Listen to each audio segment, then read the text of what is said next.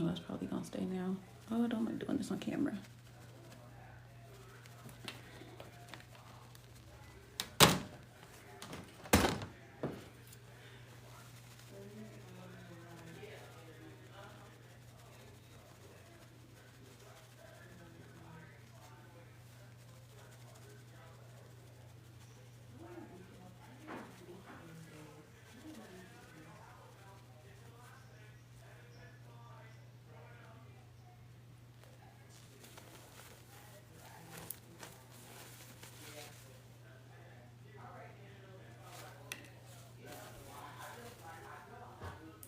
Okay.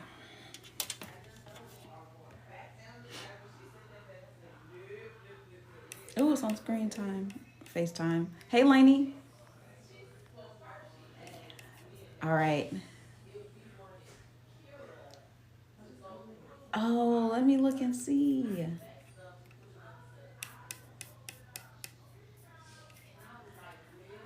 Hey, Deja. Hey, Kayla. Welcome in, y'all. Hey, Miss Kita. I just saw that you sent a message to the group. I was trying to get to it so I could see it. I didn't see my chat on my computer.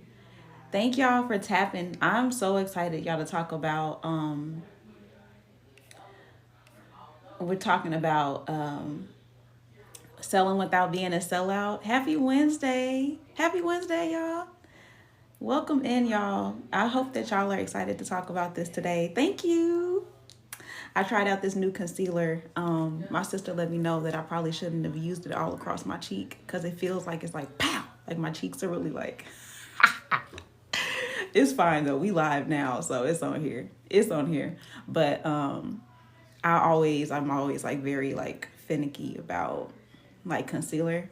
And so what I usually do is use this tinted moisturizer that I have from, I think it's from Urban Decay. And I use that because, especially in the summertime, it's my winter color. So it's like the perfect highlight for under my eyes. But I wanted to try Juvia's Place because I love, if y'all have never used Juvia's Place, like I love Juvia's Place. So I have their blush on too. I forgot which number this palette was, but I have the number, I have their blush on.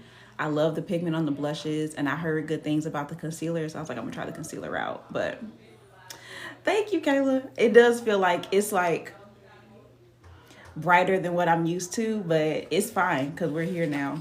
I already did it. I already did it. How are y'all doing today? How are y'all feeling? It's Winning Wednesday. I see our wins. I'm looking at yours right now, Miss Kita. I didn't know that you lost your brother. I'm so glad that you're keeping his legacy alive. And man, because I know there's that'll be relatable. There's some other people in the group that will be relatable to. So seeing you push and keep going, and not let that take you down, like that's really dope. So, and it's today. Wow, wow. Thank you for sharing that too. I really appreciate you feeling safe enough and comfortable enough to like open up to us and let us know that. I'm really excited about that. So that'll give me even more fuel to make today good and hope that you get a lot out of it today. I'm really excited, y'all. So for before I get into it, we're going to be talking about selling without being a sellout. We've been going through. It's my pleasure, Miss Kita. We have been going through the Getting Unshy framework. And if you are not familiar, hey Rev, if you're not familiar with the Getting Unshy framework, it is my framework that I developed to help people to build their personal brands, to step out from behind the scenes, to be seen, to be heard, use their voice to build a platform that is authentic, that attracts the people that are their dream community members, to help them to monetize their creativity. And so this framework helps you to do that. And the thing that's unique about this framework that I have not seen personally. Hey, Miss Muse. It's good to see you, girl. The thing that I've never seen before is that I've never seen anyone talk about the heart and the mind like I do when it comes to building a brand. That was one of the things that I felt like was always missing when people talked about branding, is that there was no soul to it. There was no acknowledgement of the people who maybe want to do this. They know the steps, they know what to do, but there are certain things that hold them back. There are certain things that have happened in their lives that make it challenging. We are humans. We have so many things that have happened in our lives that, although we have this desire to see our dreams come true, they also be the things that can hinder us from making it happen. Thank you for sharing the live, Miss Keita. And so I felt like I didn't want those people to be left behind. And so when it comes to building your personal brand, your brand is, and even if it's not a personal brand, y'all, your brand is still personal. Like, it's still, if you are the founder of that brand, if you're the founder of that company, that platform, that business, your heart, who you are is a part of the DNA of that business.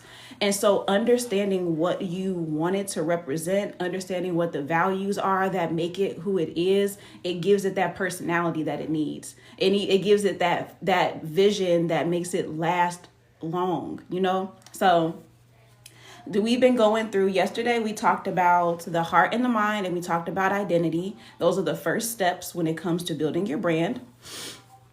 And in that, we leaned real heavily into forgiveness. And if y'all remember, if you weren't here, I'm going to give you like a quick rundown of why the forgiveness part was where we stayed for a while. The reason why forgiveness is important when it comes to building your brand is because forgiveness leads to self-trust. Self-trust leads to confidence, and confidence leads to building your brand. Those are literally, like, if there's anywhere where you're missing something, if maybe you're lacking in confidence, maybe you have some struggles when it comes to trusting yourself, you can follow that list there, that little map there, to help you understand what was missing, what's going on, what's happening, how can I tap into this. And yesterday I gave y'all an example of a friend of mine who recognized this like in real time when she was trying to figure out what was going on with her business. So we talked about that yesterday. I'm thinking about downloading that, and I will make it, if I do download it, then I will make it available for the Trendsetter community. So if you're in Telegram, you'll be able to have access to it, especially if you missed it. I'll make like a private channel for us so that you can get access to that. Because that was like a really good live. But today we're moving into monetization, okay? And so before I get into the subject matter, I told y'all that me being here today, no problem, Kayla, I can do that. Me being here today on time is important, okay? And I'm about to tell y'all why. So if y'all don't know, I've been this live. I told y'all yesterday that I told y'all last week that I was going to go live 3 days this week. And I told y'all that I was going to do a series of like teaching, right? And so yesterday I made an event. Thank you. I made an event, and I made it for 12 o'clock, and I showed up at 12 on time on my Zoom, right? And then today is the same thing. Showed up today at 12 o'clock. Here we are. We're getting ready to go. And the reason why that's so important is because yesterday I shared this with y'all a little bit about my challenges with feeling like I can't commit to things. Thank you, Eve. Happy Wednesday. My challenges with feeling like I can't commit to things. And so this is something that it's not a new revelation to me.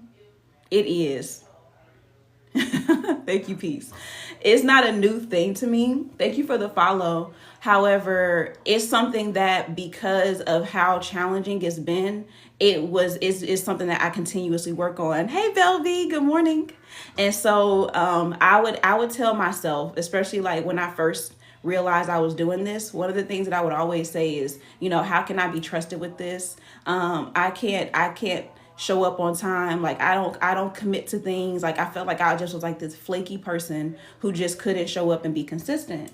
And so I had a friend of mine who is like a mentor to me as well. And she was telling me that she basically told me to stop telling yourself that. She's like, why are you saying that to yourself when you have examples of other areas in your life where you have been committed to things? You are committed, you are consistent. And she was giving me all of these different examples of other ways that I have been committed, right? I've been consistent, I've showed up. And so if I'm struggling with doing that in a particular area, it's not because I can't commit. It's because there's something going on that's making it hard for me to keep doing it. Like there's a block there, right? There's a challenge there that is making it easier for me to be flaky than it is to show up consistently. Yeah. Exactly, Kayla. And so when she did that, that was like a big eye opener for me, because then I started to see how it's not that I can't commit and it's not that I'm flaky. It's just that if I am doing like all of this work to make sure that I learn what I need to learn so I can teach people, I'm setting up my live so that people come into the room, they know when I'm going live, they know when I'm showing up. But then like I'll have things happen where maybe my son's school calls, that'll throw me off. And all of a sudden it's like, oh, now everything is just against me and the world's against me. And now like, how can I show up? How can I do this? How can I do that when I have all of these challenges making it difficult for me to do it? And that was a moment for me where like I had to be real, y'all.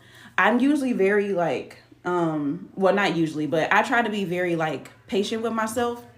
But this is one of those moments where I just had to be real. And I had to say, like, if I'm doing what I'm supposed to do, there's supposed to be challenges.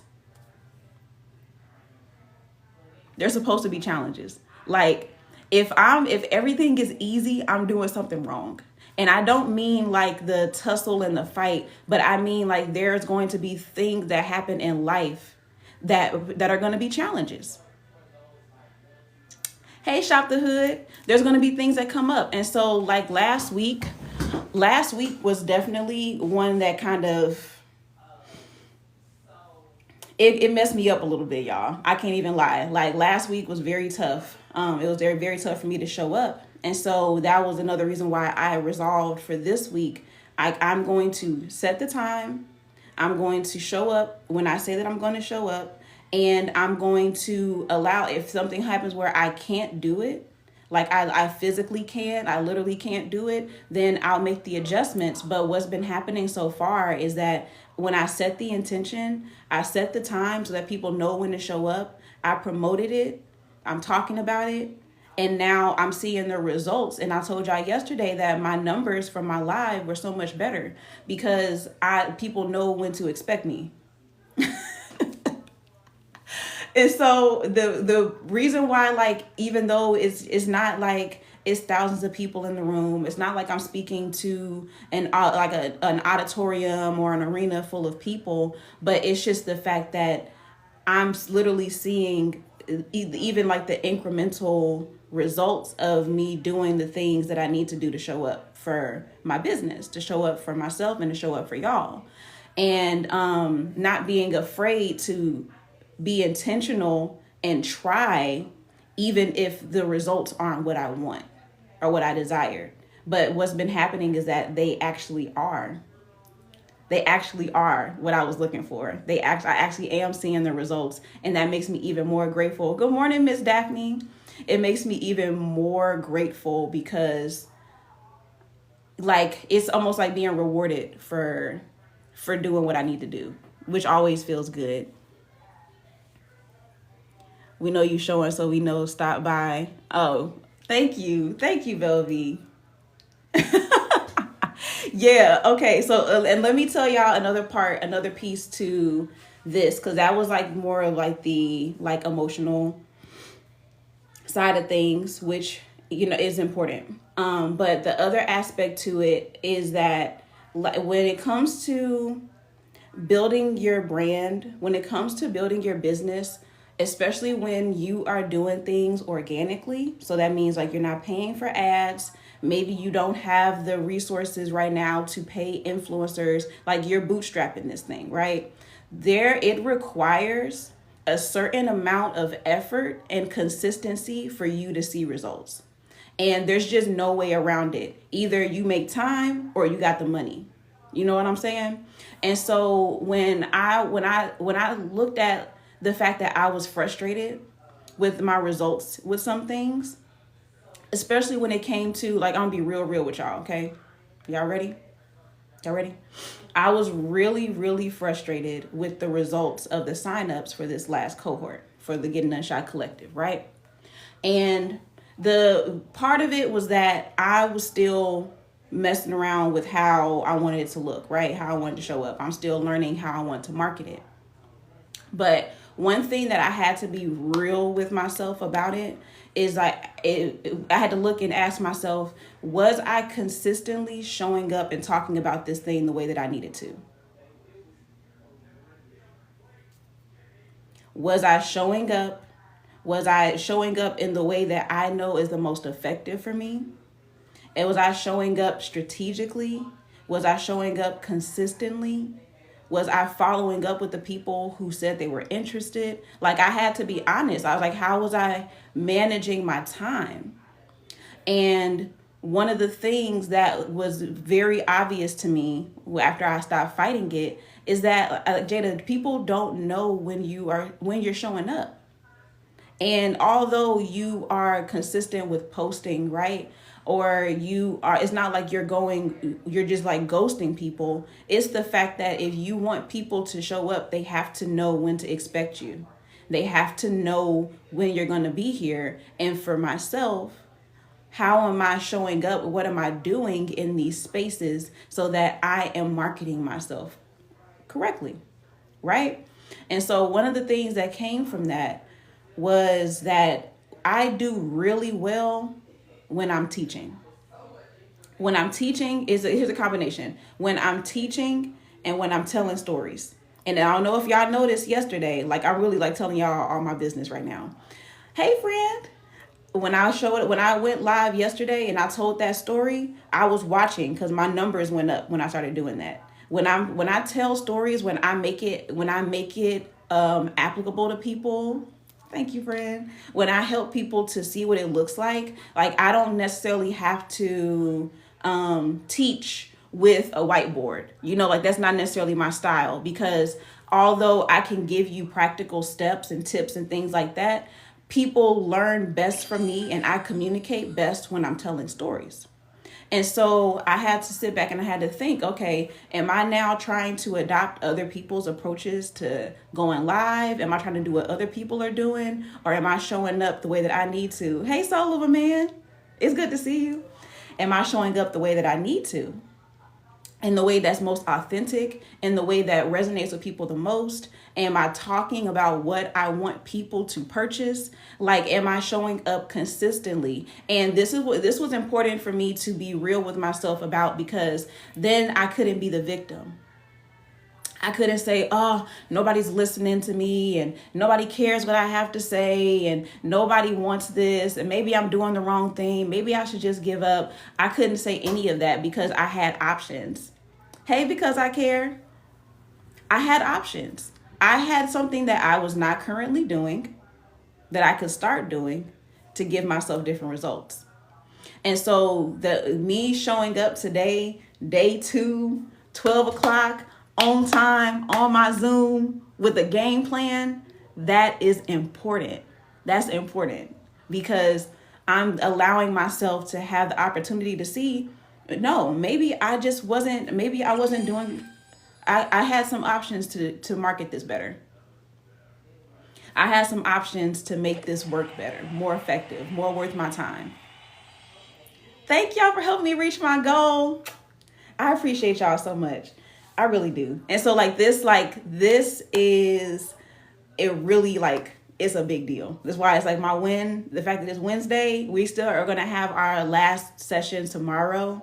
But this is just me showing y'all in real time. Sometimes we got to pull ourselves up a little bit.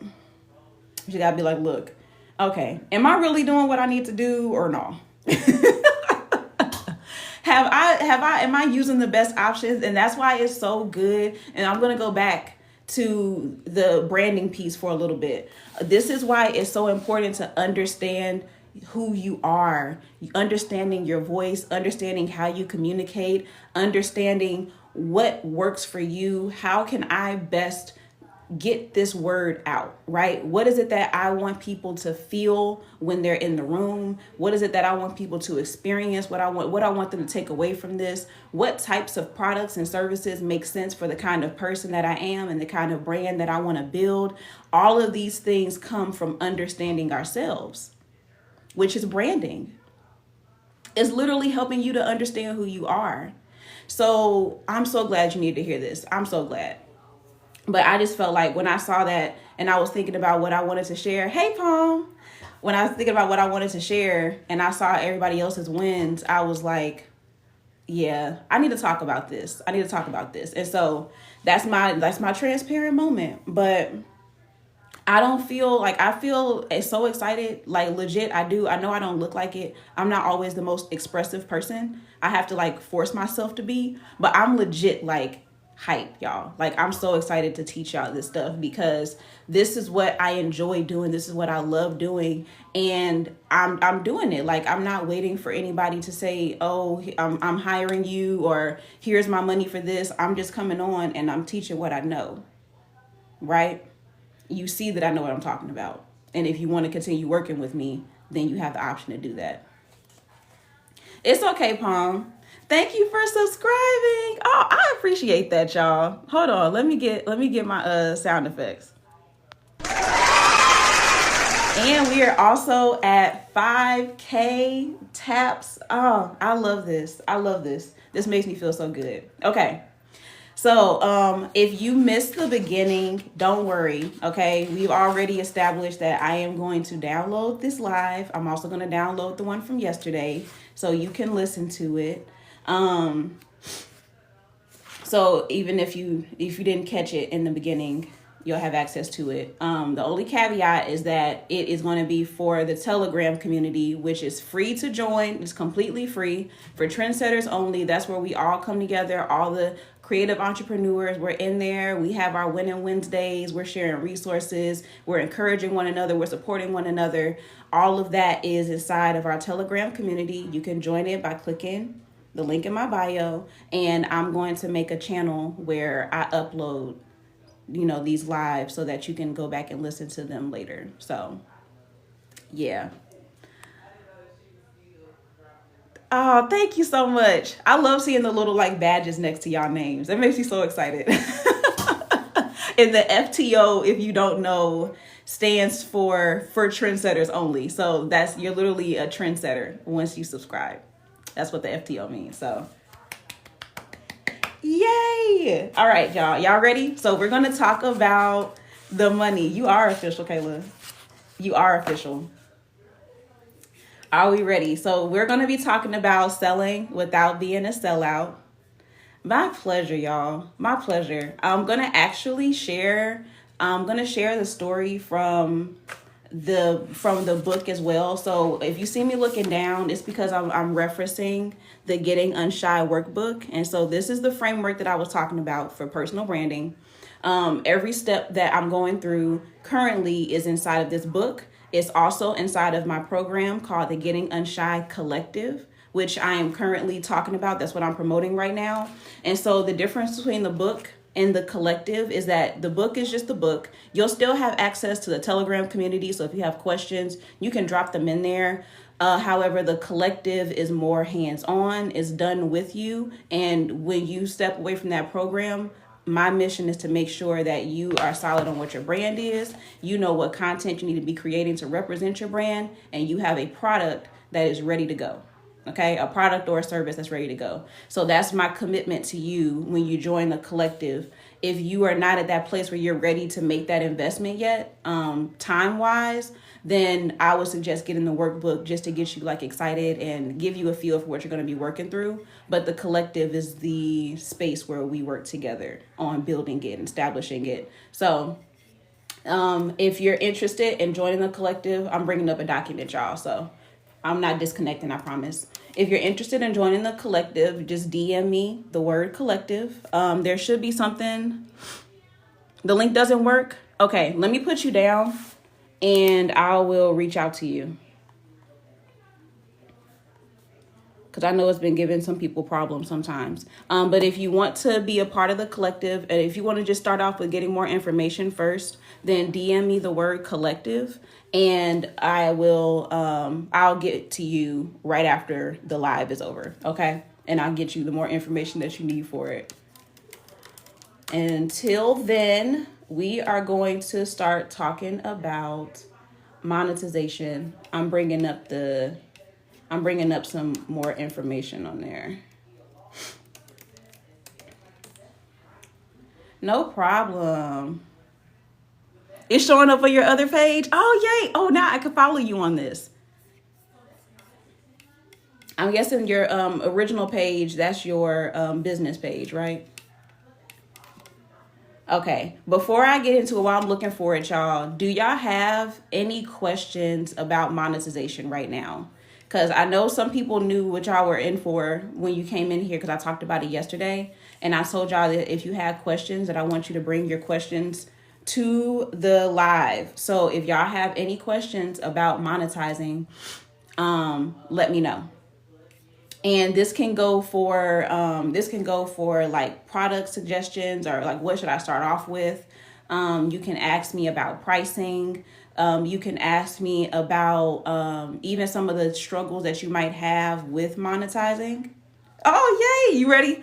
Okay. How do you know when to take a brand partnership from a platform to direct contact? How do you know when you take a brand partnership from a platform? What do you mean? What do you mean from a platform? Like, give me a little bit more information on that part.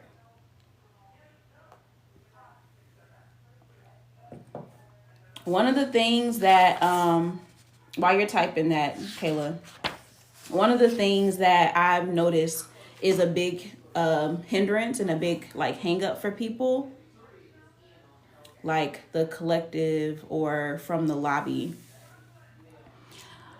I'm still missing it for some reason.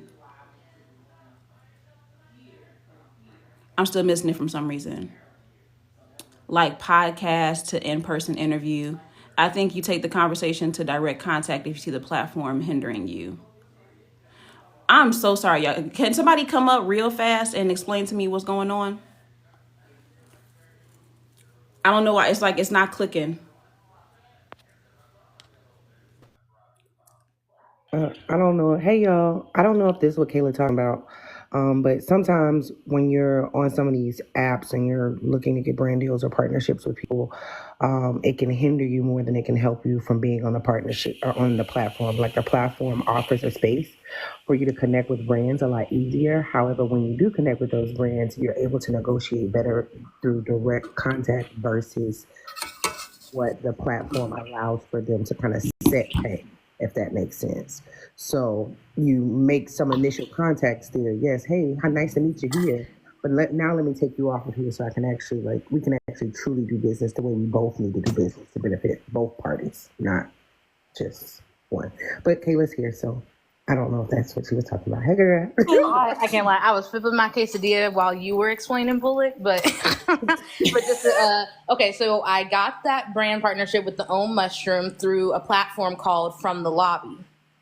Oh, okay, okay. So I requested it through there, and so the partnership's been going good. It's about to end. I can't like I like the coffee, so I already went ahead and requested the coffee again through the same platform. So my question is, how would I know when it's like, should I just be waiting for them to send me a direct email? Or should I send that email? Hi, I really appreciated the partnership that we did through From the Lobby. I would love to, at what point would I know when to make that step, if that makes sense? Okay. Well, now, like if you feel like you've already got like some good results from like marketing it so far, because how long has it been? It's been, because literally the 30 days ends tomorrow. So it's been a month. Oh yeah, no, that's good. Yeah, then now, so I would say that, especially because you already have some information, I would say take like what you know as far as like your engagement and how people are responding to it, and even kind of giving like almost like a little pitch for what you can offer. like for a Mm, continued partnership, like okay. because you already have the information that you need to prove that like this product specifically, I'm your girl. And so, but the tricky thing though is that you've been communicating directly with like from the lobby, right? Like you haven't had direct communication with them. So how like from the because it's kind of hard to describe, but it's like from the lobby. I can go on there, but it's like brands. I can apply for like certain content, and then the brand will, quote unquote, like I am talking to the brand, but on the platform, if that makes sense. Like they can send like messages. You have like a special little inbox and things like that. So Oh, so you don't have their actual email. no, yeah, exactly. It's almost So like you've been I'm communicating Instagram there. DMing them, but on the influencer platform. Okay. So do you know the person? Do you know the contact's name? I do. I no, I do not because it's just like it just says like just the brand, if that makes sense. Okay. Well, then, would you need to know how to get in contact with the actual person? I I would think so, but I think so. Also, again, kind of if this goes to my thing because I tagged them in my Instagram stories and things like that, and so I have had some engagement in DMs. So I wonder if it might be a matter of maybe asking for that contact through Instagram DMs. Oh, okay. Well, then, yeah. Okay. All Yeah, right. 'cause I was gonna say, I was gonna suggest LinkedIn if you knew their name, especially because then you can No, just look yeah, them I up. don't know names, unfortunately, but no, that's definitely a good thought for the future as well to look into. Okay. Yeah, that Well, was then, just. yeah, that's what I would say. I would say, you already have enough information. You've made enough content. Because how many videos have you done for them? I've done. I think I only did 2 reels, but then I did a bunch of, and then 2 TikToks, and then I did a bunch of different story posts as well. Okay. I'll have to double check. I'm like, I might do one more video tonight, but I'll have to see. Okay. Yeah, I would. Yeah, and I would like try to compile them together. Just And like like take a look at in one how the space. analytics were and things like that too. Yeah. And then you can present your idea for the pitch, to keep going.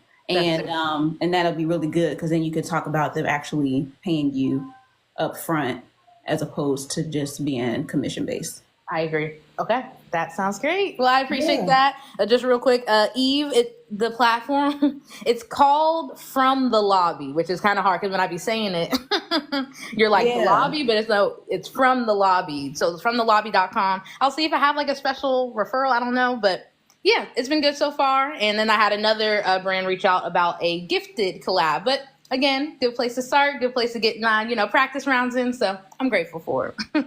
Yeah, period. And you've been doing a good job marketing on like I actually like looked into it. I was like, I'm trying Look at But that. I Look at had me another brand that I'm influencing not gonna people. mention, and I was like, no. Wait, then you read So I away? guess like for me, like as somebody watching it, one thing that I feel like you could add into the mix is maybe showing us like how you do it. Cause you Okay. showed the after, but like maybe just like actually show yourself making it. I thought I Like to did that the one first one. I had with the had whipped like cream. no the first reel I had like me pouring it in the mug and pouring hot water in the mug. Yeah. Okay, then I need another one. I Okay. think I specifically want that one with the She whipped said, cream. you said what's it? Give me more. Like, No, give that's us gonna be options, perfect. That's especially when you literally. think of a new idea, like a new way to do it. Make a video showing like how you make it. Okay, gotcha. I can do it. All right, that's a good one. I need to get some more coffee creamer. So I'm gonna do that. But I appreciate it. I'm about to drop down. Okay. Thank you. Okay. All right. I see the next question. Because I care said, let me make sure I didn't miss anybody else before that. Because I care said my focus is monetizing through TikTok subscriptions. Any tips on how to grow subs? So that's gonna depend on the type of platform that you have. Can you come up for a second? Because I care. Can you come up and like give me a little bit about what you do? Because there's a lot of different like there's a lot I can give you some general advice on it, the biggest thing is that have a consistent show. Like you have to have a consistent live stream. So if you do something consistently, whether that's like a game show, okay, no problem, I'll just give you like some generals, and then if anything from what I say sparks a question, you can ask. But I've seen people do it like grow their subscriptions through having a game show. People growing their subscriptions through battling. People growing their subscriptions through teaching. So, like, if you're somebody who consistently does, like, you have a consistent show, then you can grow your subscribers that way. And the most important thing when it comes to subscribers is that you got to have something that is like almost like an incentive for them. So the way that I did mine, I don't really focus on growing subscribers. So if I did, I would have more, but I really don't. But anytime I've got subscribers, especially when it's like a big influx, is because I'm teaching. So like people are listening to the information that I'm giving, especially because I'm giving it out for free. Like I'm not charging anybody to be here. They're listening to it, they like it, they enjoy it, so they subscribe. And then of course you have like your emotes, so that you have different things that are related to maybe like a catchphrase that you have, or maybe something where people can use that to engage. Like the one where I got like, ready. Usually I'll be like, are you ready? Are you ready? Are you ready for the next topic? Are y'all ready for the next thing? And my favorite emoji is the dancing girl emoji. So sometimes I'll tell people like put the dancing girl emoji in the chat if you're ready for me to go on to the next topic. And so the emotes are related to things that I say often. Another one that I have is the utada, or the outfit of the day. And so like it kind of like builds this community and camaraderie around like common phrases and sayings. So far, I've been growing my lives. I give encouragement to women to take care of themselves. That's amazing. Are you consistent with your lives? Like, and I don't mean you're going live every day, but do people know when to expect you? Because the biggest thing when it comes to building community is the consistency, because the consistency builds trust. And if you want people to give you their money, they have to trust you. They have to trust that you show up. The reason why some people have like hundreds of subscribers because they are consistently live. Okay, good, good. That's good. So, and the people know when to expect you. Like, do they know like what time of the week, what day of the week? And then as far as the incentive, what is the incentive going to be for them to sign up? Because they have like, you can make a Discord chat. You literally have your Discord connected directly to your subscribers. You can also do the subscriber only live. So if there's some type of content that is maybe exclusive, like you can have like, maybe if you're talking about women taking care of themselves, then they can have, oh really, is that what you do, Leon, or that's what Because I Care does? That's dope. If you could have like maybe you have like private interviews where you have special guests that come up, and that class is only for the people who are subscribers. There's a lot of different things that you can create that's just like exclusive for people who have subscribed. So you have different options. But you got to think about like what it is that you do, especially the things that people really enjoy, and how can you turn that into an experience for the people who have already subscribed. Yes, it's in my bio. I remind them in my lives the next time I will be on. Okay, then. So then it sounds to me like you have what you need as far as the consistency goes. You just have to decide. For one, you have to decide what the incentive is going to be. But I'm going to guess that you don't promote it, because that's also a really big thing that people miss. We don't talk about what we want people to do.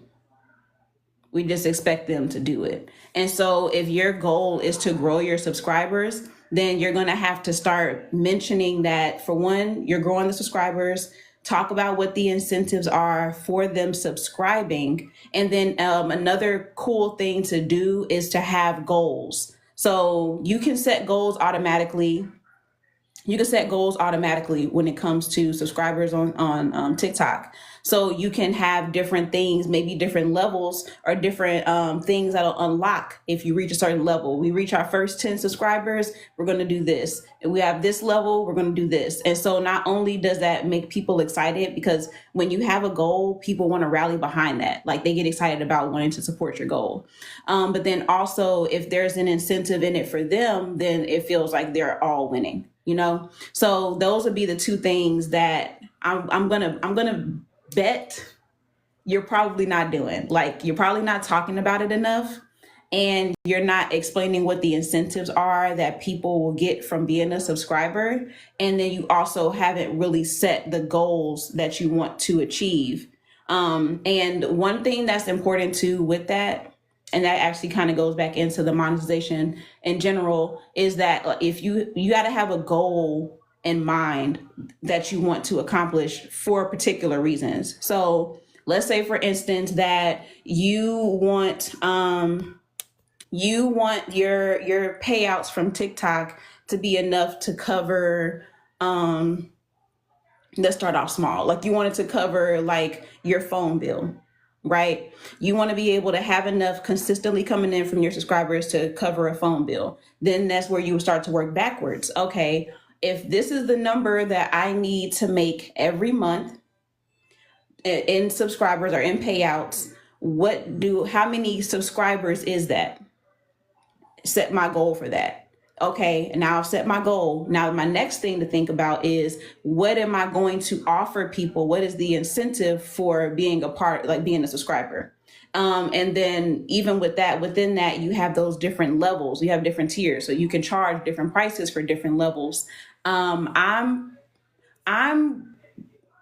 not the biggest fan of the subscriber levels, like the tiers. I don't feel like they're significant enough.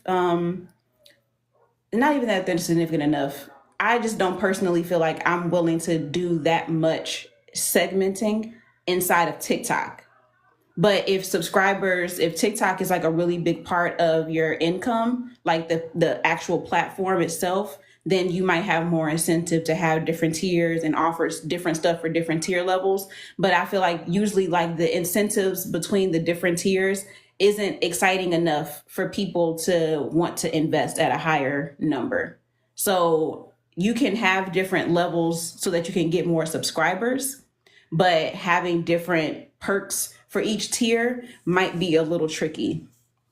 So, and I don't know if anybody else has had experiences or positive experiences with having different tiers, but even when I tried to do that with Patreon, it's just like I don't really care. Like even personally as a consumer, I'm just gonna go with what I can afford. And so some of my favorite communities, there was no difference in the level, like the investment level. So yeah, those are the things that I would think about. So just to go like through that really quick one more time, make sure that you have clear incentives for people signing up for it. Make sure you're talking about them in every one of your lives, every single live that you do. And you may find that you might have to increase your consistency just a little bit, or you're going to have to really market and promote your lives so that people want to join them. Okay, so you're going to either have to have the numbers or you're going to have the consistency. Then the other thing that you got to think about is, what are my goals for subscribers? How much income am I trying to have from TikTok, from these payouts on TikTok? And then that's going to help you decide what your goals are as far as subscribers go, so that you can also make that a part of your marketing. Okay. Let me know if you have any other questions about that. That was a good question. Is anybody else trying to grow their subscribers on TikTok? Just like you could just put like a me or raise your hand. Is anybody else trying to do that? Okay, you are, Miss Keita. I think you could do really well with that, actually. So then you would have to think about what the incentives are and what's something that you can offer that is a little bit different. I'm still at the stay consistent stage. I feel you. I feel you, man. I tell you, I understand. Okay. I have 3 and no incentives, and I feel bad about that. You don't have to feel bad, Miss Keita, especially because if you didn't promise them anything, if people just subscribe because they like you, you didn't. You're not doing anything wrong. Don't feel bad about that. I think that if anything, take it as encouragement that 3 people have subscribed to you.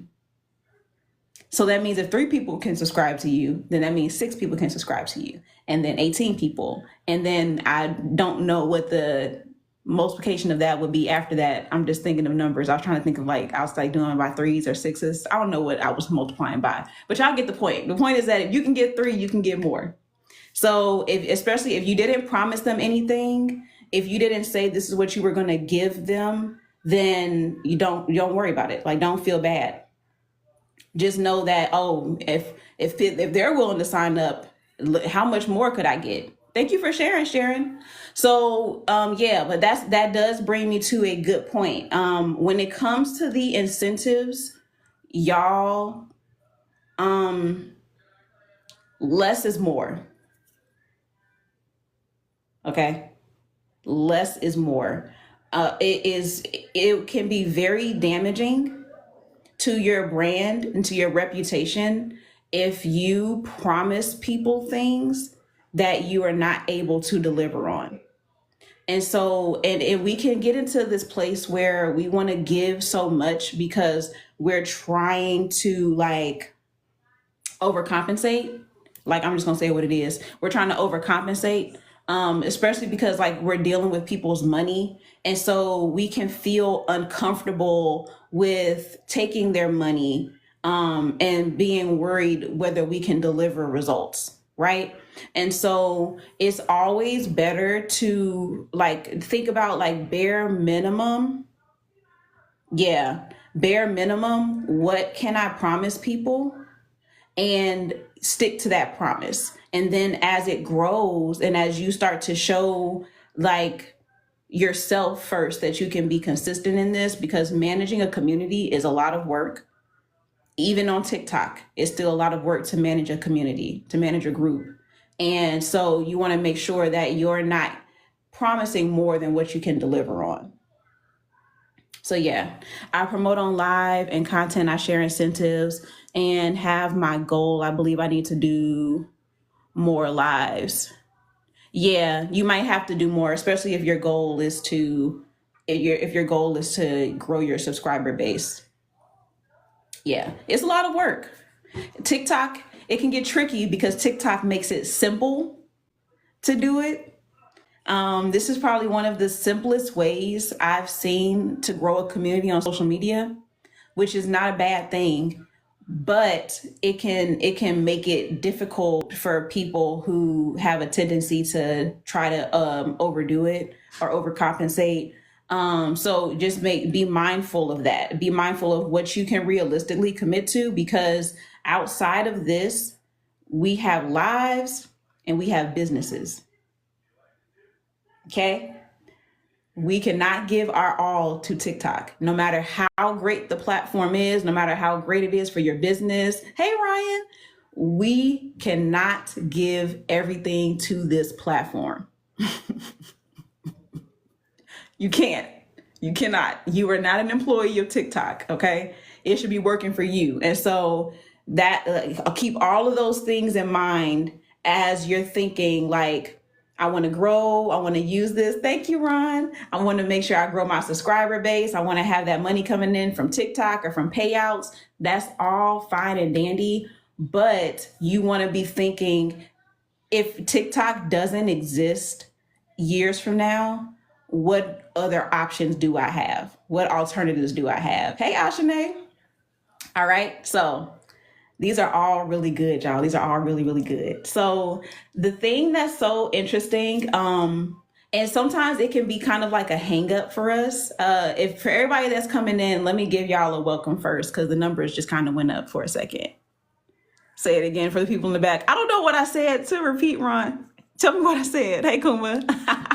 Hey, everybody. So we are going through the Getting Unshy framework, which is the program, the framework that I created to help people to build a personal brand that is authentic, that's them, that attracts the people of their dreams. This is what's going to help you to build a brand that's sustainable, that's you, that's bold. And so we're going through the different steps, the different stages to building your personal brand, and I'm going through literally everything in the next 3 days. This is day 2. Yesterday, we talked about identity and we talked about the heart and mind. And I'm using my Getting Unshot workbook. So this is like what I'm referring to. If you ever see me looking down, this is what I'm doing. So we're going through everything. Today, we've been talking about monetization. And so thank you because I care. I love seeing those emotes, y'all. I made those myself. So you're talking about building community on TikTok, growing your subscriber base. We talked about taking brand partnerships and turning them into paid partnerships. So we've been covering a couple of different things when it comes to monetization. And so how I've been doing it is, if you have questions about it, let's talk about it. One thing that I do want to talk about that nobody's asked me about yet is creating your own. Okay, so having your own product or your own service, especially if you started out creating content first and now you want to know how to monetize. So that's something that I am going to cover just a little bit because that's important to me and it should be important to you. August, I did a challenge on creating community. It gets deep. Oh, really? How did that go? I love that. Hey, Cream. It's okay, Ashane. I'm gonna upload the replay. So I'm gonna make a private channel. And I'm gonna put it in Telegram. So if you're not a part of our Telegram, it's called the For Trendsetters Only Community. It's free Telegram. It's free and it's on Telegram. You can go to it in my bio. If you want to be a part of a community with some other dope creative entrepreneurs, talking about these different topics, sharing resources. And then as you just heard, I'm gonna have the replays in there as well. So yeah. Hey, Jay. That's one of my insensitive free self-care resources for subs. Oh, one of your incentives. That's one of my incentives, free self-care resources for subs in the Discord community. Yeah, free resources are really helpful when it comes to growing your community. And I like the Telegram. The reason why I like Telegram, let me just tell y'all this, like it's another, monetization related topic. So the reason why I don't focus on subscribers as much as I do on growing my Telegram, which might seem backwards because it's a free community versus, charging people a subscription to be on TikTok. And it's not because I don't appreciate y'all subscribing. You can absolutely subscribe, okay? Because I'm on here doing this stuff for free, for real. However, the thing that I like about having a Telegram community is that, for one, I like the platform so much better. I tried to have a Discord. Hey, Auntie. I tried to have a Discord a couple of years ago, and Discord was just like way too complicated for me to use to grow. Like it was just like the engagement just was really not there. And I feel like this was another one of those things where you got to think about who your people are. Because when I surveyed people and I asked, most people preferred Telegram. Like most people didn't prefer Discord. And it's not because Discord isn't great and it's not like, it's not irrelevant. But for the people that I wanted to grow and build community with, I needed to put them in a space where not only they felt like they could use it, but they would also actually engage. So that's one big reason why I use Telegram instead of Discord, or just like keeping people on TikTok. Another thing that's important is that, I don't know if y'all have heard this before, but it's really important to have your people, your community outside of social media. Like it's so important to have these people outside of social media. And if I'm going to be real with y'all, having your emails or having the ability to contact you off the social media platform is more valuable to me than you paying $2.99, right? And I want to make sure I'm clear. It does not mean that I don't appreciate it. I love that people subscribe. It does make a difference, but my preference is to get people into Telegram. Hey, Becky. That's my goal, because now I have access to talk to you. We can talk to one another. I can share the things that I want to share with you inside of Telegram. If something happens with social media, I can go and talk to you there. And another thing that I've done in the past that I feel like is going to be coming up soon, thank you, Becky, is that I'm going to be, hey, friend, hey, Amber. I'm going to be doing a detox from social media. I don't know when. I'm overdue for one, but because I have a community already, I'm not going to be disconnected. You know what I'm saying? Like I still have that space. And when I would host detoxes in the past, 'cause I would do them as like as a community, as a group, being able to talk to somebody off of social media was so helpful to help people to get through the detox, because one of the hardest parts, outside of like, not being able to doom scroll, is that you don't have that social aspect that you're usually craving, especially for people who a lot of their community right now is online. So thank you, friend. I appreciate that, y'all. I put on my little concealer today. I tried. I appreciate that. But yeah, so that's something that I would want you all to consider. If you have a business, if you're trying to make money on these platforms, it is very, very important to be able to have a community that does not solely exist on social media. And so how I do it, how I use it is this is where we kind of like come together. So this is like where we rally together. Thank you. How we rally together. We come, we have conversations, we learn, we, key it up sometimes depending on what day of the week it is. This is where we come to gather. But when it comes to really like building that deeper connection, getting that support, those resources, that all of that stuff happens on Telegram. Like that's all that stuff happens on Telegram. And so what this is doing is this is serving as like that community, that gathering point, but it's also marketing. It's also marketing, because I'm talking about what I do. I'm talking about my business. And even when other people go live, because you are more than welcome to share your lives, you're also marketing as well, which is not a bad thing. Okay. So I want you all to consider that.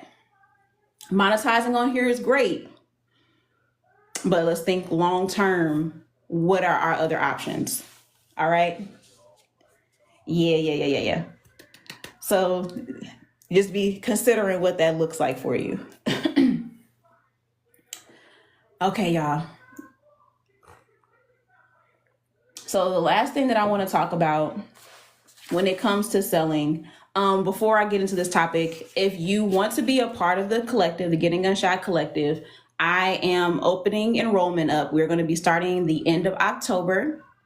So if you want to build your brand, if you feel like it's time, you're ready, you've been listening to me and you're like, I really want your help, I really want to do this with you, then DM me the word collective.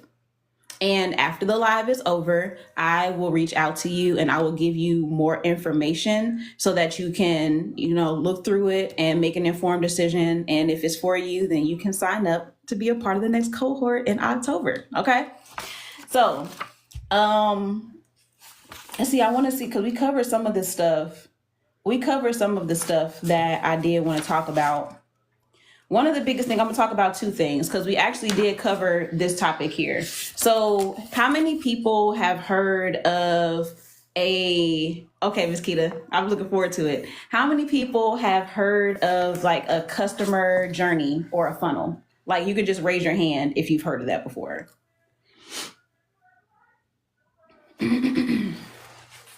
Okay. You've heard of it? Okay. So we're going to talk about this a little bit, because something that has happened, and next time I talk about this, y'all remind me to get the graphics so I can put them up on the screen so you can see.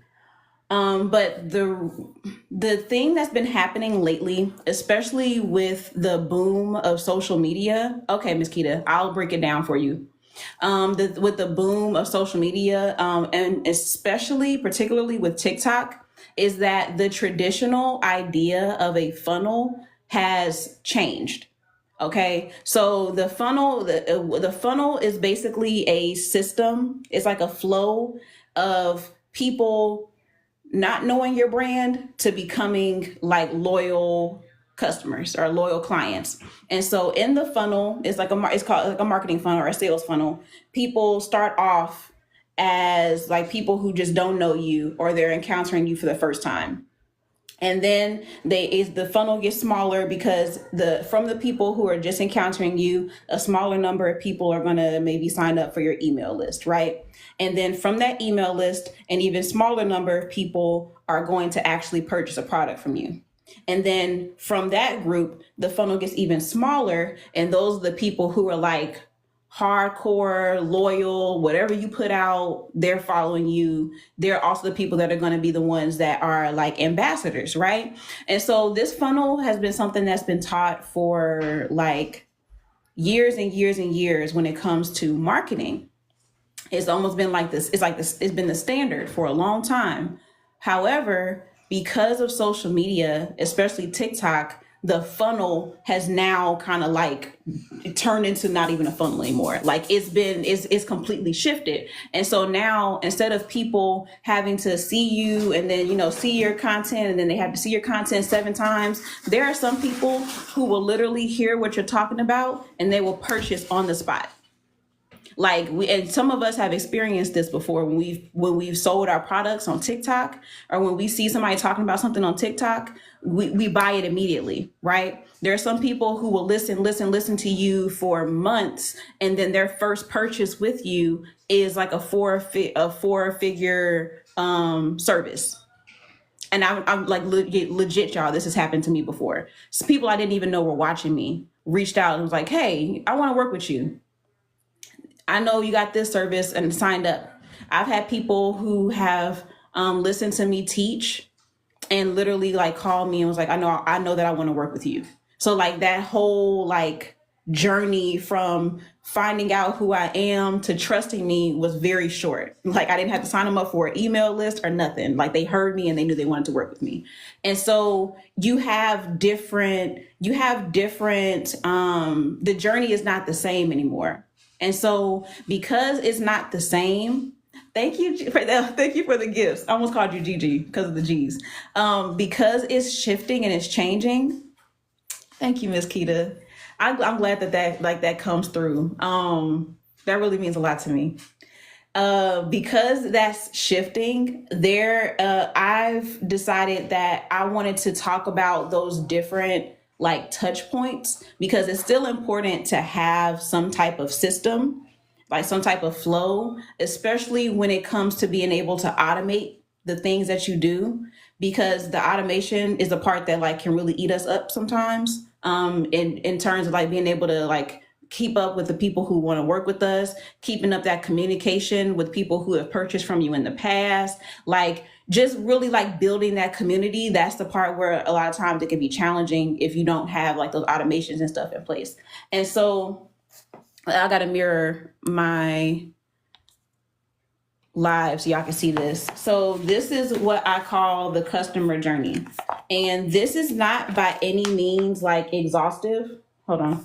It's not exhaustive, but these are the different steps that people typically go through before, as they are encountering you and as they are becoming a part of your community. So you have the awareness stage, and the awareness stage is like literally like that first encounter. And all of these options are literally ways that people can encounter you for the first time. Let me open this up. Like it can be so many different things. So it could be YouTube, it can be TikTok. They can find you on TikTok. They can find you from a LinkedIn post or a podcast interview. Like how many times have you heard somebody on a podcast and you was like, oh, whatever they're saying is dope. Like I like that, right? It can be on any type of live stream, blog post. It could be in person. No. Hey, Carl, it's not though, unless you're trying to shine in your business. So that's usually where people are going to find you. a typical ways. And so from there, you go into the consideration phase. And so the consideration phase, this is the part where, if I'm being honest with you, this part can happen and this part can completely get skipped. It can completely get skipped. But this is where the people are starting to check you out. So maybe they join your email list. They become a subscriber, which is what we were talking about with growing your subscribers on TikTok. So this would be the consideration phase, because if they're willing to give you $2, $3, $4, $5, they're already interested, and they're sticking around. They're trying to figure out, how they feel about you. But that investment level is low enough where, they'll take it. And this can be like your communities. If you have I put Slack on here, but for me, this would be Telegram, right? The next step is the decision phase. And this is typically where they're giving you their money. Now, like I said, it can definitely happen in the consideration phase, but the decision phase is where you're going to get like those bigger purchases. And so this is them signing up for a consultation. They purchase something from you. Maybe they sign up for a challenge that you have or a master class. Like they're filling you. And sometimes people can go from this space all the way down to this space just by listening to you. And I want to see if somebody can guess this. What do y'all think is one of the quickest ways to take somebody from the awareness to the decision phase? What form of content do y'all think that is? I want to see if anybody can guess it. There's a form of content that literally, like, it can take somebody from just finding out to this, just like that. Yeah, okay. Ashna, you're close. Yes, Kayla. Live streams.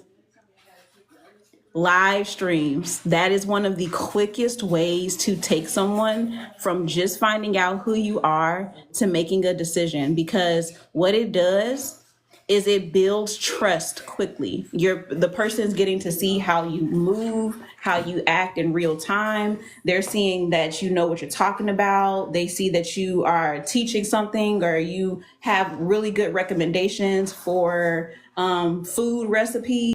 Like that live stream is one of the quickest ways to take someone from awareness to decision.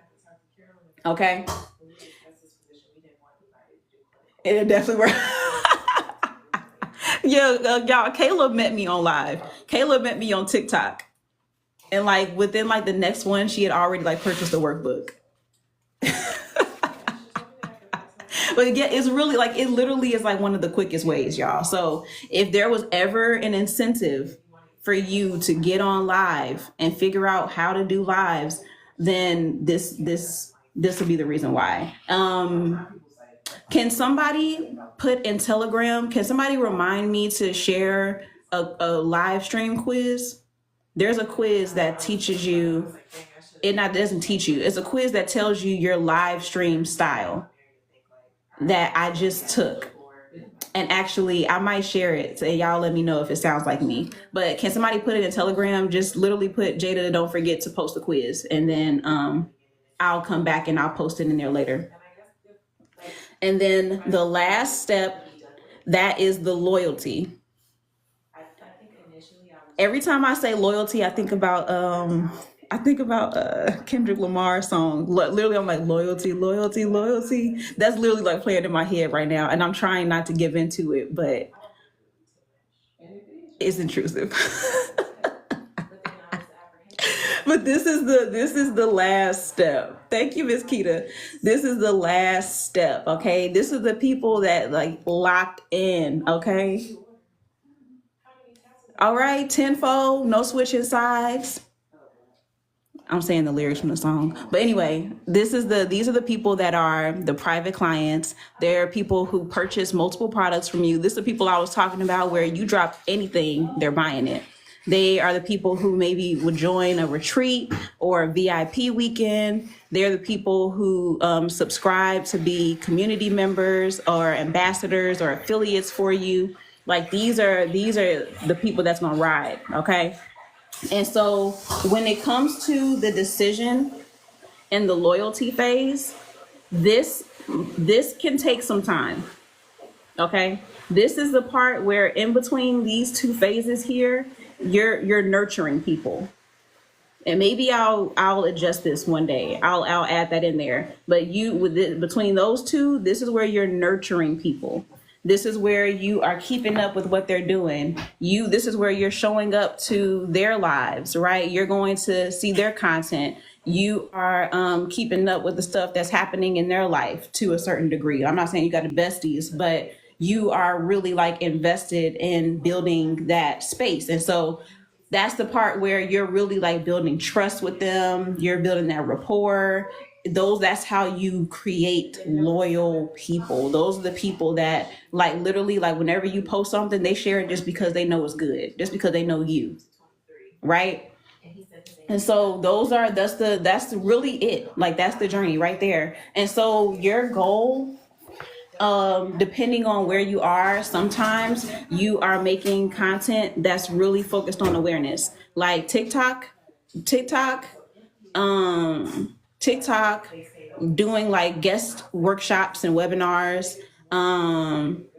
being a guest on a podcast. Like those are all really good places for the awareness, because awareness means that you are putting yourself in front of new people. You're getting new people to see who you are. You're networking, you're collaborating. Like that's where all of this stuff would be happening.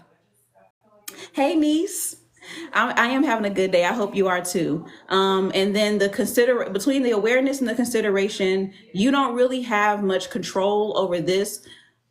However, the most that you can do in this phase is making sure that whatever you have that's available is clear, like it's easier for people to take action. So like something that will make it difficult for somebody to go from the awareness to the consideration phase is things like broken links, sales pages, or pages where it's not clear what you do or what you offer. And maybe if you're linking the link in your bio, maybe if it's like kind of like clunky or confusing or muddled.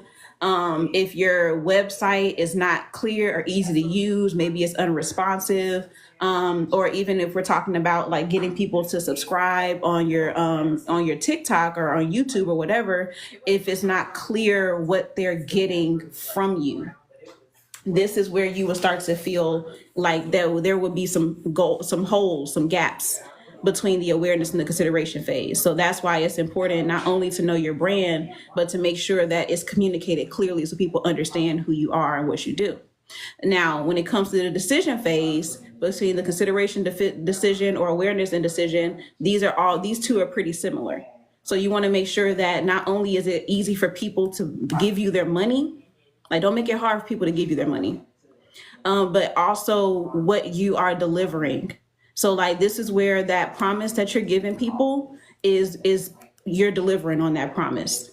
So if you told people that this guide is going to show you how to take care of your hair or help you to make your scalp itch less, or this is going to teach you how to make smoothies that are going to detox your body, like this is where you're delivering on the promise right here. Yeah, exactly, Kayla. Don't make it hard to give people don't make it hard for people to give you their money. Okay? Don't make it hard. Don't make it complicated. And then between the decision and the loyalty phase, like I said, this is the nurturing. So this is where you're gonna have to spend some really intentional time here, because a lot of times we can get caught up in the awareness phase, trying to get to new people, trying to reach new people, trying to make sure we're growing our followers, right? We're growing our subscribers, trying to get more views on our videos. We can get caught up here. And then we can forget the people that already gave us their money, the people that already spent something with us. Because when you have a nice, loyal fan base, this is what makes your brand. Okay? This is what makes your business last. This is what makes your business grow. This is what takes you further than anything else. So you do not want to forget to nurture your people. The people that have given you their money, regardless of how much money they have given you. You want to make sure that this experience is good, because this is going to make or break your brand. Okay? So remember that. Don't let that leave your mind. This is going to make or break your brand. So But yeah, those that's the journey. That's the things you got to think about and consider. And at each one of those steps, each one of those levels, there are different things that you can have in place to make sure that that runs smoothly. So the purpose behind the journey and knowing the journey and understanding it is that you want to, for one, be able to automate it at some point in the future. You want to be able to have some kind of automations going. You want to be able to have the systems in place where you can hand this off to somebody else to take care of those things, because a lot of that stuff is administrative. And then it also helps you to know so that you can figure out where the gaps are, because all of those things is directly related to not only growing your brand, but also to you making money. Like it's like closely related. Okay. So between making the money and then getting recurring clients, that's what when you understand their journey and what they're doing, where they're going, you can fine tune it and improve on it. Okay. So I'm thinking, I feel like after I'm saying all that, I kind of want to dig into that a little bit more, but I don't have the time to really go into that today. But I'm gonna write that down.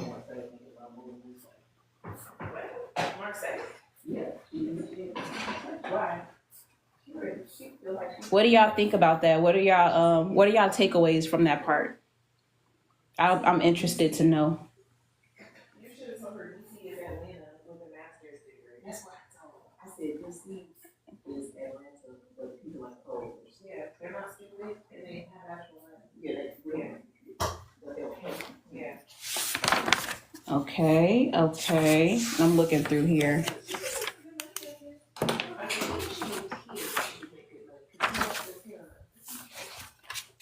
Work on nurturing more. That's a good one. That's a good one. I think, Miss Keita, you're honestly excelling that, especially because your sales are increasing. And you're growing, and like the awareness of your brand is growing.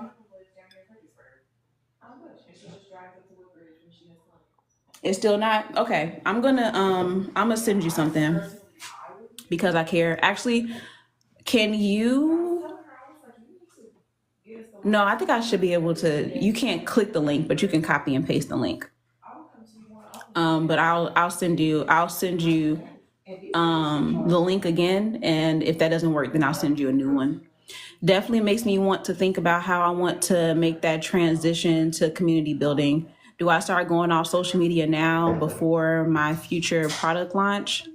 Yeah, so Kayla, I guess I should have told you this when I said it. I should have told you where my head was at, but I would really love for you to use the Telegram channel like as your own. Like when I said that last week, when I told you to like run that, that's not for me. Like obviously they're gonna be joining for trendsetters only, but that channel really is yours. So like I would encourage you to run it like it's your community. And the reason why I'm doing it like that, one, is because you're my mentee, okay? And I want to make sure that you have exactly what you need. But I think that it would be a good way for you to start pulling people into a community space and then eventually having your own. So like I want to make sure that it doesn't feel like I'm trying to like, control or make you bring people into my space. Like that's not what that's about. Like it really is about, I have the resources already. I have the space available for you. So use it like it's yours. Bring people to it, invite people to it. That can be the first link that you have. You can start dropping sneak peeks of your digital product in there. You can start like testing it out, asking people questions, like really make it your space to grow and build the awareness so that you have that. So like, yeah, that's what it is. It's yours. That channel, that whole channel is yours. Use it like it's your community. Yeah.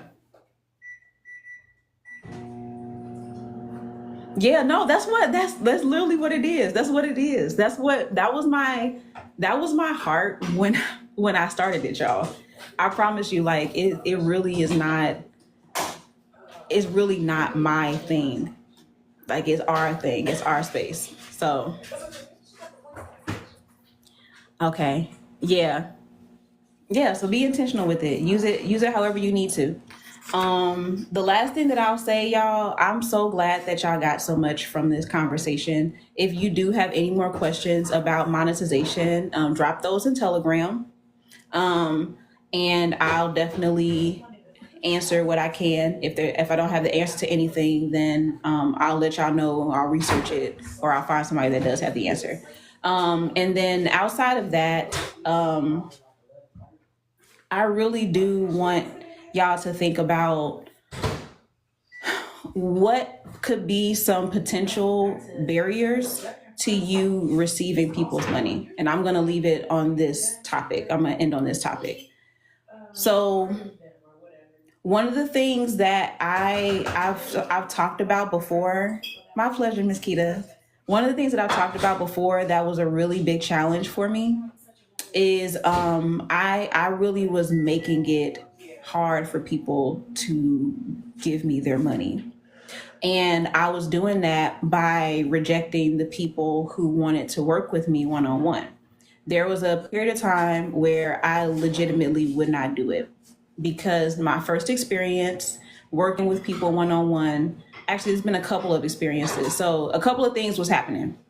First thing that was happening is that I kept realizing that I wasn't charging enough for what I was doing, right? Like, I was doing this work for people and I was not charging enough for my time. So then that meant that I no longer trusted myself to price things the way that I needed to. And to be honest with you, that's still something that I get help with. Like, I get feedback on, okay, how does this price sound? Like, is this good? That's something that I talk through with my financial coach. But that was frustrating because it kept feeling like I was doing so much work for not enough money. And that discouraged me. Another thing that was happening is that the number that I would need to charge, I didn't feel like I could get people to pay it. So that was another barrier. So I knew what I needed to charge, but I was afraid to not only put the price up, but then to actively market for those people. It was very limited in my thinking of what was possible for me. So that was another barrier that I had. And then the third thing that happened is that the people that I was working with, I felt discouraged by the results that they were getting, because I felt like, you work with me for 30 days, your life should be transformed. That's not how branding works. Like, at all. That's not how branding works. And so me feeling discouraged by the results by the end of our service made me feel like I was a fraud. And so all of these different things started happening. And because I didn't really realize that's what was going on, I just was kind of like shifting and pivoting and moving, trying everything else but what I knew I wanted to do, because I had those fears attached to it. And so that made it so that, like, for maybe like a year, maybe a little bit longer. I don't remember how long it lasted, but for at least a year, I was like doing the work, but I was doing the work for free. I was still helping people. I was still like giving them results, and I was seeing their growth, but I was so scared to put a number on it. I was so scared to charge for it because I felt like then that would put the pressure on me to deliver, you know? So that was something that I recognized was a really big barrier to me monetizing. And the problem with that, the bigger problem with that, is that because of the kind of work that I do and the kind of person that I am, there's certain ways that I have to curate my services and my products that require them to be a certain price. Like, because of the work that I'm doing, the price is the price. Because in order for me to give you the transformation that's necessary, this is the amount of work that goes into it. And it's not to be bougie. It's not to try to, like, cut people out or weed people out, even though you do, it's not bad. It's not a bad thing to weed people out. But that was because of what I was doing. It doesn't make sense to charge less for it. You know what I'm saying? Like, have y'all ever seen something and it looks like something that was like so like luxurious, or something that was so like something that was so nice, and then you saw the price and you was like, that's too cheap. Like, that's something's not right about that. Like, you start side eyeing it a little bit. Like, that's it. Like, that's all you're charging for that? Really? That's the kind of stuff. That's the kind of stuff that I'm talking about. And so there's just certain things that what I'm doing and the type of service that it is, this is the price that I need to charge in order to do a good job. You know? And so a way to circumvent that, a way to circumvent that is, well, there's two things you can do. You can either figure out how to shift your messaging so that it is attracting the people who can afford the service at that price, right? That's one thing that you can do. Another option that you have is to change what you're offering so that the price point matches the service level. Because one thing that I didn't want to do is that as much as I love the one-on-one work, I didn't want to leave the people who weren't at that space to do one-on-one. I didn't just want to leave them like, out flailing in the wind somewhere. And so that's what prompted me to make the Get It Unshot Collective. Because if I can do the work with you, I'm not doing it for you, right? There are certain things that because of the investment level, I'm not able to take on that responsibility, but just having that guidance, that accountability, and the information is enough for people to start. It's enough for people to still see results in a different space. So I had to shift what I was offering so that I could serve a different group of people. And so those are some things you got to think about when you're pricing your things. Hey, Yoni, those are the things you got to think about when you're pricing your services and your products. If you're feeling like there's a group of people that you want to serve that you're not able to serve at this price point, it doesn't mean do the same work for a lower price.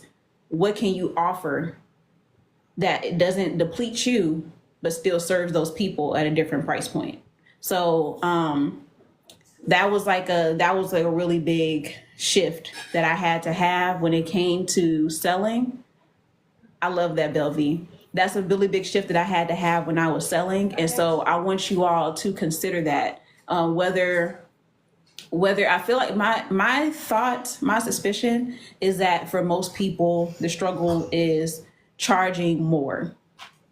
Like, I feel like a lot of people are like me and what I was doing, and you are not charging enough for the type of work that you're doing with people.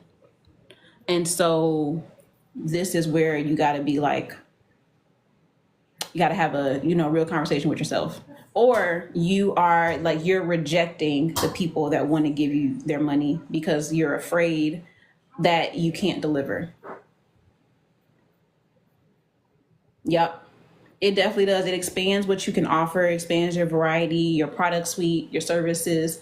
And then there was one more thing that I wanted to say in that space, y'all. It just slipped my mind. Just slipped my mind. Oh, yes, I remember. Here's the last thing. If your concern is that if you're feeling like you can't deliver certain results, or if you're feeling like you are lacking in something where it would stop you from being able to charge more, I want you to start to think objectively about what it is that is missing, what skill set it is that you need in order to be able to charge more, and then learn that skill set. Because sometimes we underestimate what we can do, right? Like that, and that happens. And other times, those feelings are indication that there is something that we need to learn so that we can feel confident enough to charge more. So sometimes it's just that you don't have the skill set yet. So if there's something that you want to be able to do X, Y, and Z, and that's going to require a certain level of training or certification that is going to help you to be able to offer that to people, then learn that so that you can charge more and feel confident in it. Okay, what can we do within ourselves to expand our offerings? That's a good question. So the I'll say this. For me, it's helped for me to actually do the work. So if y'all are familiar with the term like beta programs, beta groups, beta services, that is a really good way to build your skill set and learn with a group of people, and you could charge a lower price because it's understood that what you're doing is almost kind of like an experiment. So if there's something that you want to do and you're not necessarily solid on the execution of it, or maybe you want to see what people start asking you for, or if you want to kind of run through it to understand it, then that's what I would do. And it's not necessarily like, it can be something within yourself, but I feel like in this instance, it's more helpful to actually do something and then learn from the information that you're given. So like when I started Getting Unshy, when I started the collective, I had a beta group for it. So the people who signed up for the collective, I had three people in that very first group. And I ran through the entire program the way that I saw it in my mind. And each session, I got new information about what people needed. That was how I learned that the pace of this is way too fast. I need to stretch this out some because the people that are coming into it, the feedback was consistent. Like when it was done, people missed that community. So I needed to expand the time and give people enough space to actually implement it, for them to like deal with what was coming up during the sessions, because like we would literally be in some of those sessions just crying, like legit, we would just be crying. Like sometimes it just got deep. And so like giving people the space to kind of like grow and heal, learn, implement, adjust, all of that stuff I had to take into account. And so that was how I did it, but I didn't do it for free. So it was a discounted rate for the people who joined and became a part of it. And then as far as like within, I'm trying to think if there's anything beyond like what you're doing with Getting Unshy. But honestly, I don't feel like there is anything different to do. Like if you're legit going through Getting Unshy, if you're going through the workbook and you're going through these steps, you're going to discover what's been holding you back. You're going to learn your identity. You're going to be honest about what you want to offer, how you want to serve people. You're going to learn the content that you need to establish your brand and to grow that awareness. You're going to also learn how to collaborate with people, to grow with people, to get those testimonials. Like you're getting everything that you need within the framework. And so the next step is the execution. So that's all you got to do. Follow the steps, follow the framework, do the work on yourself, and you'll learn what it is that you want to do. Like it's almost like the desires that you have, you'll finally be able to be honest about them. You know? Like, have y'all ever had something where it was something that you thought about years ago? It was something that was deep down, but you just like kind of forgot about it. Whether it was because you just like ignored it, or you pushed it down because maybe you felt like it wasn't going to work. Maybe you tried and it didn't work the first time. And then all of a sudden you have a conversation with somebody and you're like, I wrote that in my journal like 4 years ago. And now I'm over here doing it. You know, like a lot of the stuff that we're doing now is things that we wanted to do for so long. We're just finally giving ourselves the space to actually try and do it. So yeah, all of this stuff is inside of you. All of it's inside of you. You just got to give yourself permission. So maybe that's the answer. Going through the work, doing the steps, and then allowing yourself the space to be honest about what you want. And then trying it. So yeah, those are I really do have to update this, y'all, because I want to add all of that stuff inside of the workbook.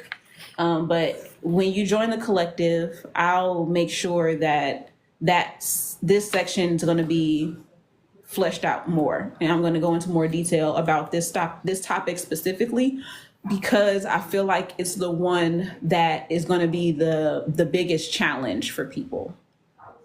So yeah, that's it, y'all. That's it. I've done my 90 minutes, did my time. This was so much fun. I didn't think we could get better than yesterday, but here we are. I hope that y'all learned a lot from this. I hope that you took away some really good things that you can implement. Like, that's really big for me. Like, I hope that whatever you got from today, you could actually put to good use, and you can start to see that what I'm saying is actually accurate. I love results. Like, that's my favorite testimonial. So yes, that makes me feel good when you see a difference in your life because of something that I share with you. So yes, get on there because I care. Once you get into Telegram, once I get you in a Telegram, we can talk through that some more. So I am looking forward to it. Thank you so much, Miss Keita. Thank you, Kayla. Thank you, because I care. I'm gonna be smiling for the rest of the day. This is just amazing. I will see y'all again tomorrow. Tomorrow we're going to be talking about your origin story. That's going to really go where we're going to stay. We're going to talk about the origin story. And then we're going to also cover collaboration and building genuine relationships, which will be perfect because then we can also talk about the nurturing piece. Because building the relationships is not just about people who can, bring you up, but your community has different levels to it. In case y'all didn't know, there's 3 levels to your network, and I'll talk about those tomorrow. So y'all need that. You need to figure that out. You need to learn what your origin story is, or you want to learn how to collaborate better or more strategically. We're going to talk about all of that tomorrow at 12. I'll set the event to a little bit after this live, so you can register just in case you don't want to miss it. You can get the notification. I'll put that up on my page. Oh yes, we can get to 13. Yeah, we can get to 13. I'll sit here and smile.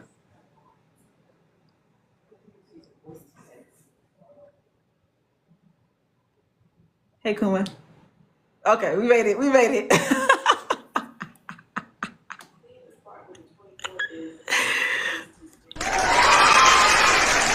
We did it, y'all. We did it. Thank you so much. I gotta start keeping track of what these likes are at, because I don't be looking, but I appreciate y'all. Thank you so much. I'll see y'all tomorrow. Same time, same place. If you have any questions about your origin storytelling, I'll explain what the origin story is tomorrow. So if you're listening and you're like, I'll tell you all of that stuff tomorrow. But if you have any questions about just telling your story in general, or if you have any questions about collaborating, bring those questions with you tomorrow.